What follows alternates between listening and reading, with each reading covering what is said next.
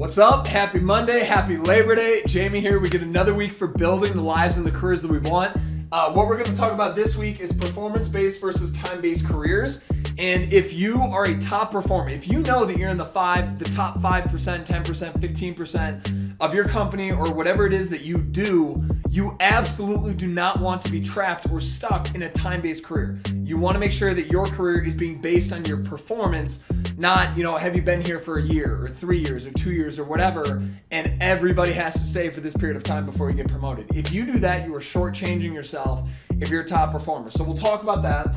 And the three things that we're going to break down in this video is one, the fundamental differences between a performance versus time-based career. And then we're going to talk about employee ROI, which is how are you perceived by the company and how is the company making decisions about you and your career because you are an economic resource to the company. You're an investment. And then the third part is we're going to talk about how to actually accelerate your career through negotiation. So with that, let's get into it.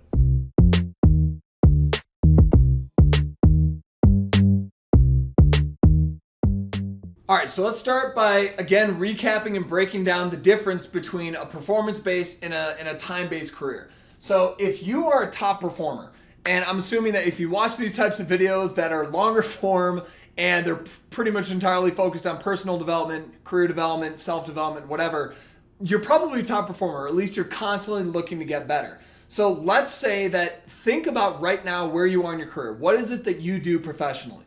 So take a second and think about your work, your performance, and now think about the rest of your team.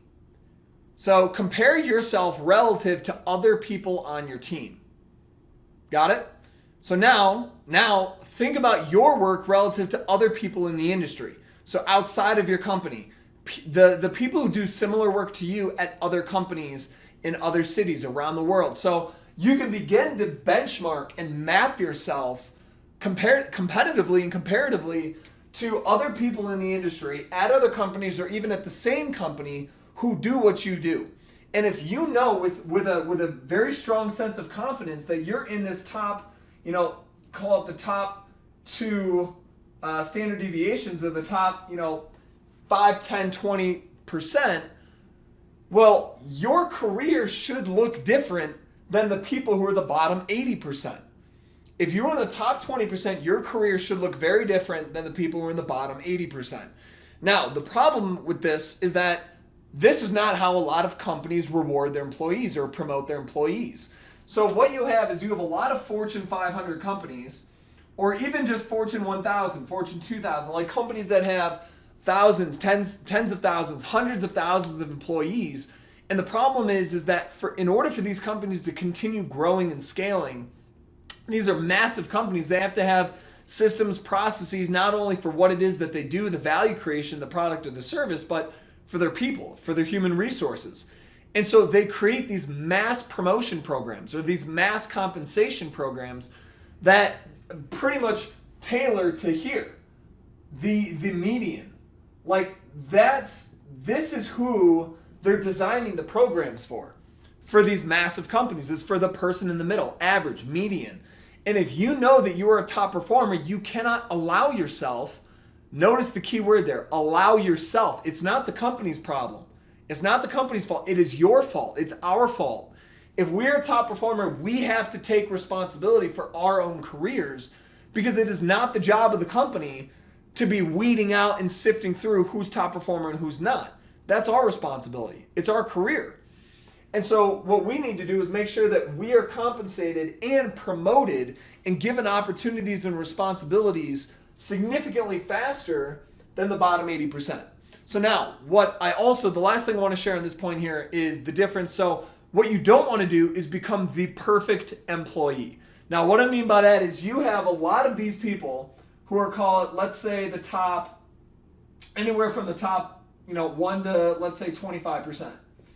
So the top 1 to 25%, what happens is a lot of these people feel very uncomfortable negotiating or speaking up or making an ask, proposing what they know that they're worth or what they should be accelerated in their careers. They feel very uncomfortable having those types of conversations. And so what happens is they significantly outperform and then they get the same pay, maybe a slightly larger bonus, But ultimately it's not that different from everyone else. And the biggest problem with that is it disincentivizes the top performers from outperforming. Why outperform if you're just going to be treated and paid and promoted at the exact same pace as people who did half the amount of work or three quarters of the amount of work? It doesn't make sense. So fundamentally, from a business standpoint, to not reward the people who are outperforming, it's detrimental to your business, because these people will leave. They will find a new environment that will compensate them and reward them accordingly. So from a business owner standpoint, you have to reward differently the people who are outperforming. But anyways, for us as employees, if you are an employee at a company, the thing that you need to keep in mind is you do not want to become the person who overworks and overperforms, but is then underpaid, under-resourced, and is stuck with the exact same scenario as the bottom 80%. Because what that means is, from a manager's perspective, the manager's thinking, wow, what a deal. This is phenomenal. I have someone who's working more than expected. They're overperforming. They're delivering ahead of time. And they're not asking for more money. They're not asking to be promoted early. They're not asking for additional, access to other research or to other projects or other clients or whatever. You're giving more than expected and not asking for anything in return. It is a perfect deal for the manager, for the company. So what you don't want to do is allow yourself to fall into that perfect employee trap. All right, so now I want to talk about the mindset of how the company views you and how we need to have this mindset of the employee ROI, because when we have that mindset or that framework, how we make decisions will be different. So let's dive into that. All right, so when I say employee ROI, that is how the company is perceiving the employees as an investment. So when we're hired by a company, so let's say this is time equals 0. So we're hired, we sign the offer letter, and we have a start date. So you have a start date. Well, what that company is saying is, we agree to pay you X dollar amount, which is an investment. So in order to invest in anything, there has to be an initial investment or an outlay of something, whether it's resources like money, or if it's time or energy or information. So there's many different ways to invest in something. And so as a company, they're investing money. So this is from the company's perspective. So company's perspective. So from the company's perspective, they're starting off day 0. When you have your start date, they're paying money. They pay money. And then you have, let's say 2 weeks later, they pay more money. And then 2 weeks later, they pay more money. So throughout the year, they're paying us these paychecks, which is financial investments. And so they're investing capital into us as a resource to the company. So you are a resource to the company. And they're paying you throughout the year, right? And now let's say that maybe your salary is, just to make numbers easy, let's say that you have a $100,000 salary, okay? So the company is paying you $100,000, which means that technically they're losing $100,000 because you are an expense to the company. So they're out $100,000 paying you as the employee. Well, what does that mean? Why would they do that? Because they're expecting to get more out of you than they're investing into you. So ROI is return on investment. Return on investment. So if you are an economic investment to the company, that means that they're expecting to get more out of you throughout the year.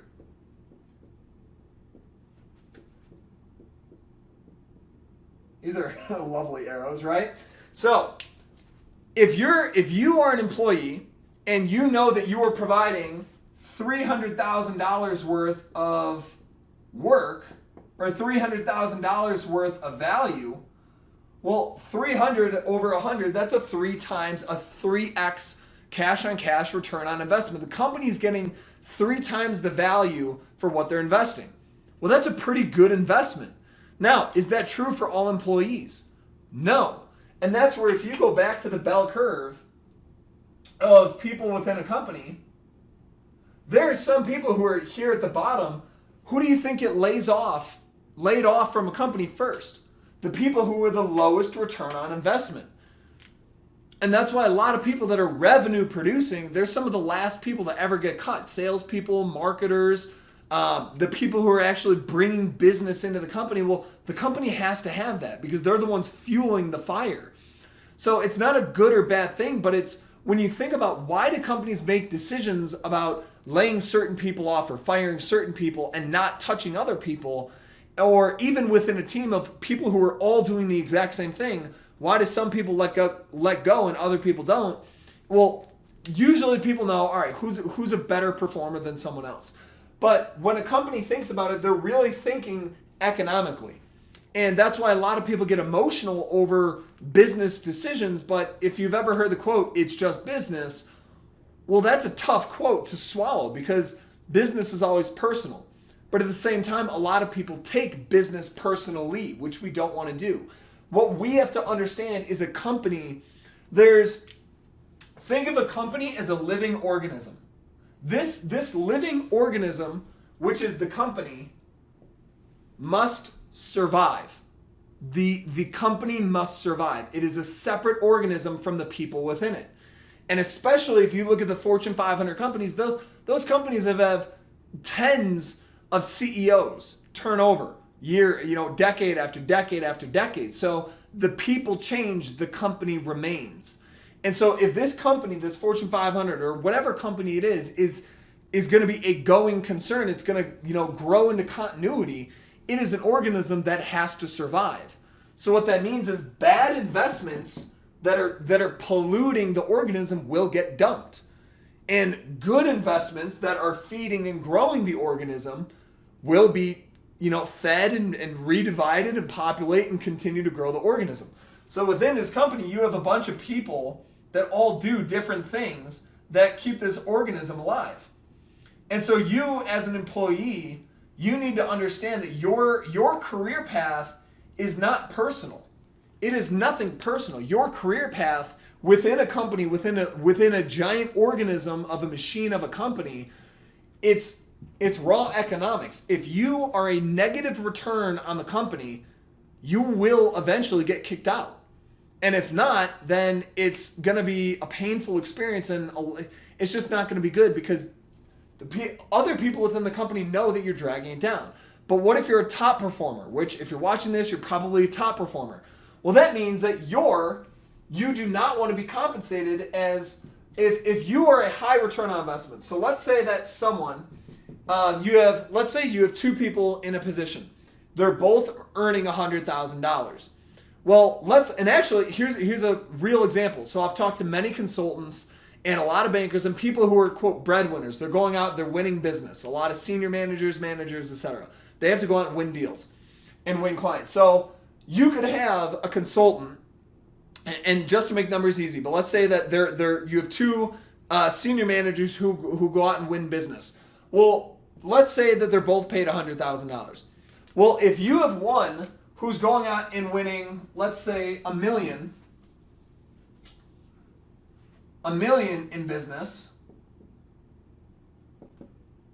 which if you're a consultant, that's a pretty low number. I don't know why I put an ampersand there. So let's say you have one consultant that's doing $1 million, and the other one is doing, let's say, $400K. And again, these are just to make numbers easy for visual. Well, you have one who's doing $1 million, and then you have one who's doing $400K. So one consultant is a 10x return for the company, and the other one is a 4x. Who do you think's getting pushed out eventually, or who do you think's going to get promoted quicker?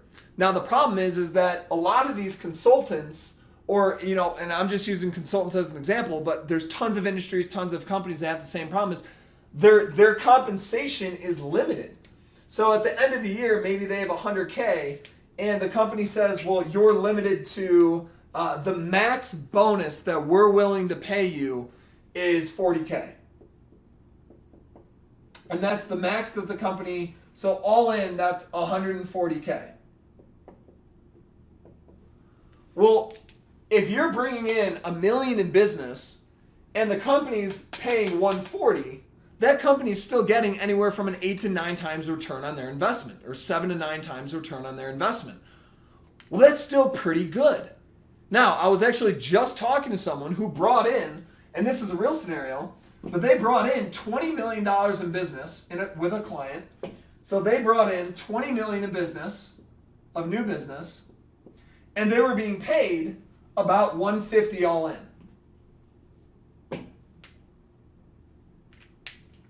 So they're being paid about $150K, but they were bringing in $20 million of revenue to the company. So if you do, like if we're just looking at ROI to the company, is this person a good investment for the company, a good economic resource for the company? Well, if you do the 20 million divided by the 150, so 20 million divided by 150,000 is a 133x, a 133x ROI.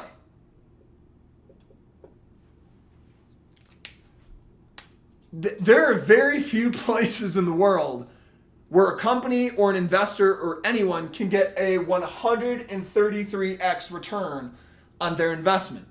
And so immediately my response to this person was, you should be negotiating for more money because you are massively outperforming the other consultants at your level.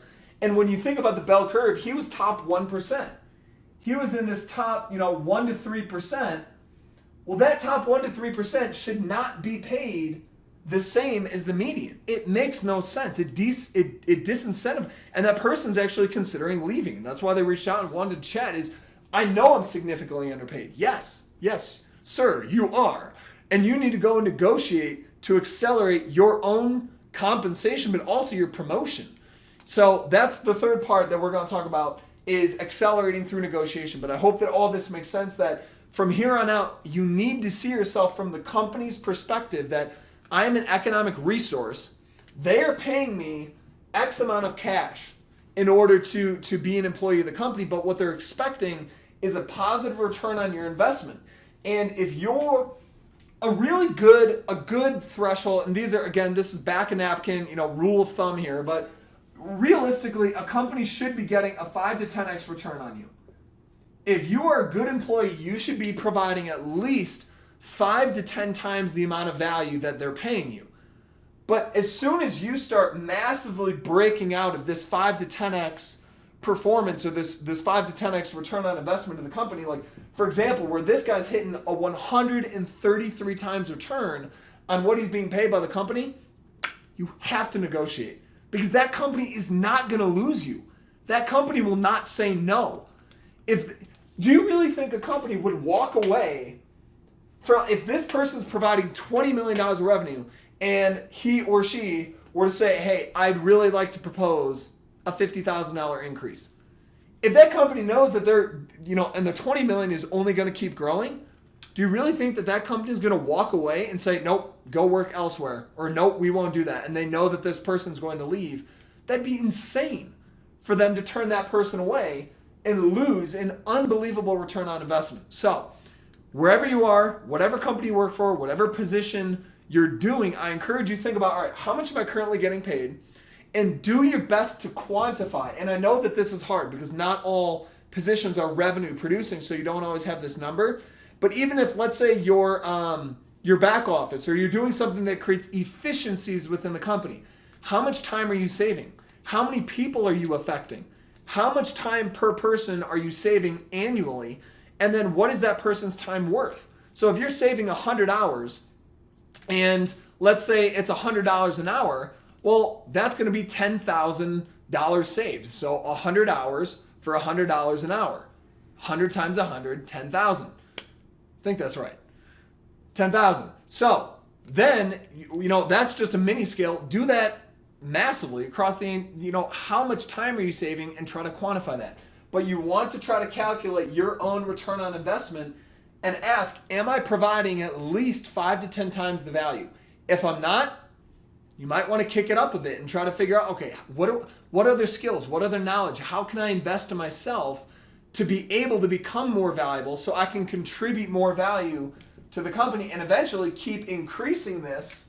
Because if you can continue increasing your return on investment to the company, then you can then propose that to the company and negotiate, which is what we're going to talk about right now. All right, so now the final part to talk about is the accelerating your career by negotiating. So I also know that I've covered this in depth in another video, so I'm going to just do a recap here, given that we're talking about accelerating a performance-based career versus a time-based. So if you are a top performer in your company and you know that with a sense of certainty, and you know that you're providing a really good employee ROI. So not only are you within the 5 to 10% ROI to the company, you know that you're above that. You're providing significantly more value to the company than what you're being paid for. Well, then you need to negotiate, because remember, you don't want to fall into the perfect employee, which is you over-deliver, you overperform, you're always ahead of time, and then you never ask for more money. You never ask for more opportunity. You never ask for anything. You have to make the ask, because the company's not going to. And it is not the company's responsibility. It is our responsibility. It's not the company's career. It's our career.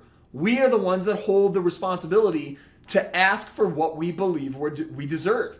A lot of people say, well, my boss should know better. My boss should reward me. Well, the boss is not going to reward you if you never ask for it. That's not the boss's responsibility. The boss's responsibility is to make sure everybody is doing the work and things are working. Things are being achieved. Well, yes, they're getting the achievement, but they're also saving budget. So how this all, in terms of like taking back, so how can you, like where you are right now in your career, how can you begin to think about, okay, how can I increase my performance and how can I accelerate my career so it's non-linear? Well, the very first thing we have to do is personal development. So this is, a lot of people believe that their job or their education is where they got their skills, and that's all they need. I just need to learn enough to do my job, and then maybe do a little bit over and above to do my job better. What we want to do is expand our own knowledge by reading books, by taking certifications, by signing up for seminars, coaching, working with mentors in other parts of the industry, and building relationships. So we need to do significantly more on the personal development. And this is another way to look at it, is if you look at the bell curve, again, you can probably ask yourself, all right, what does the average person do?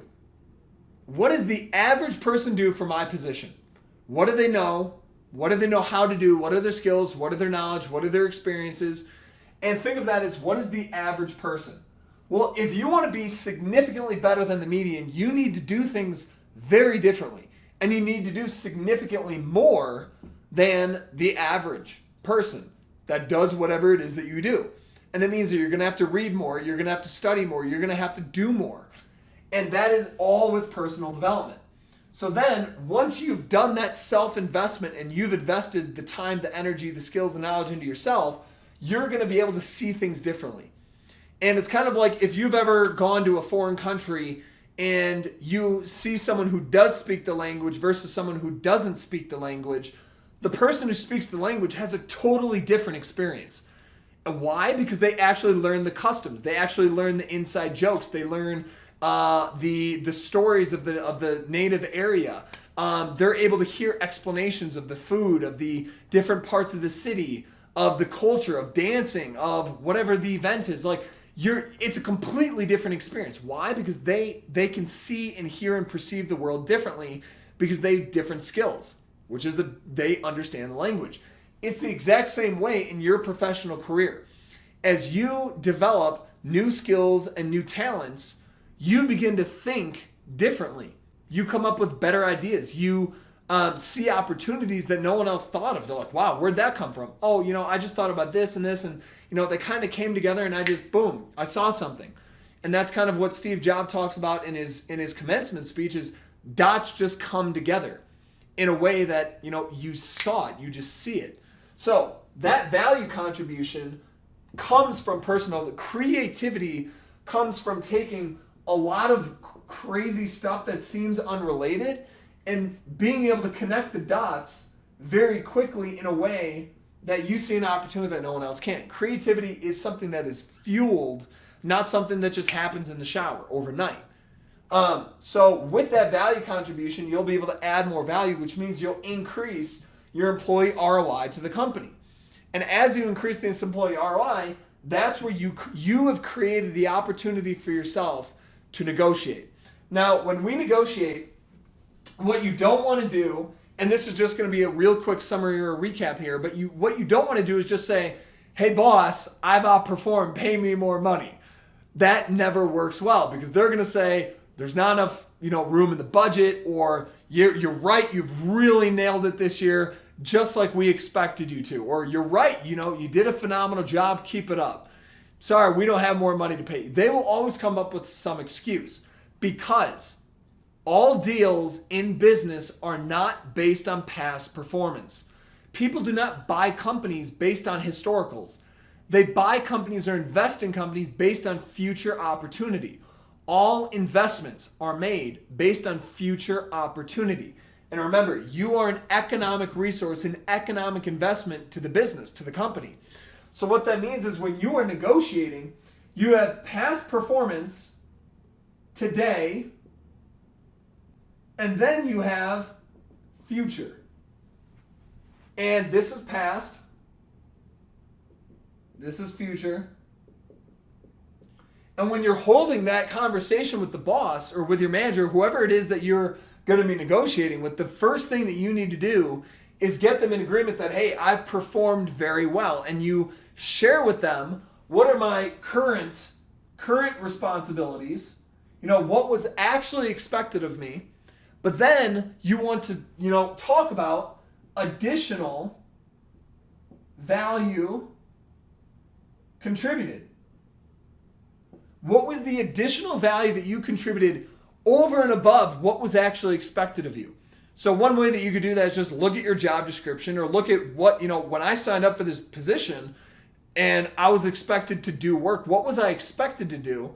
And then almost all of us go over and above and add a lot more value that was not initially expected of us.